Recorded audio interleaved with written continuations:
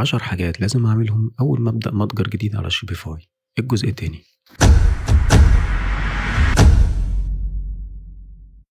تاني حاجة بعملها لو هبيع في أكتر من دولة، يعني مثلا لو أنا هبيع منتجات في مصر والخليج، وهي إن أنا بكريت ماركت جديد، وده عشان أقدر أخلي المتجر يظهر سواء بشكل معين أو أبيع منتجات معينة تناسب السوق اللي أنا هشتغل فيه. تقدر تعمل ده من خلال إنك تدخل على تابة ماركتس، ولو ما لقيتهاش هنا تقدر تروح على السيتنجز وهتلاقيها في المنيوز اللي موجودة.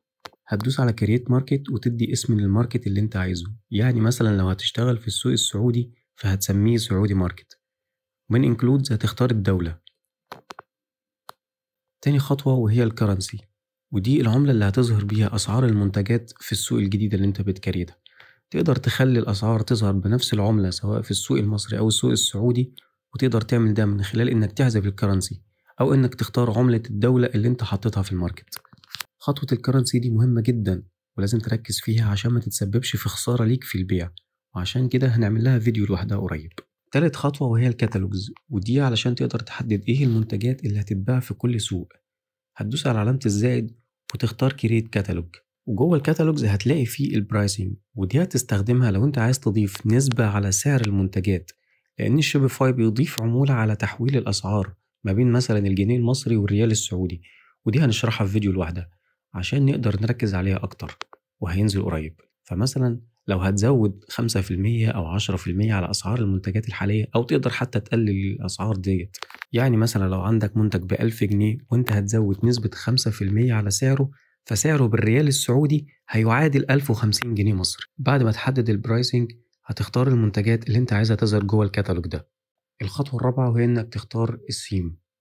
لو انت عايز المتجر بتاعك يظهر بشكل مختلف في كل سيم، فتقدر تختار السيم اللي انت عايزه من هنا. بعد كده الدومين واللغة، علشان كل سوق يبقى بلغة مختلفة ودومين مختلف، يعني مثلا في مصر هيبقى /EG، لو في السعودية هيبقى /SA، ولما تستخدم URL هيفتح الموقع الخاص بكل سوق، وده يخلي تجربة العميل أفضل ويزود الثقة في متجرك. آخر حاجة وهي Taxes and Includes، ودي في حالة إنك هتضيف ضريبة زيادة على أسعار المنتجات، لكن في الغالب كل المتاجر بتخلي أسعار المنتجات اللي ظاهرة بتبقى شاملة أي ضرايب.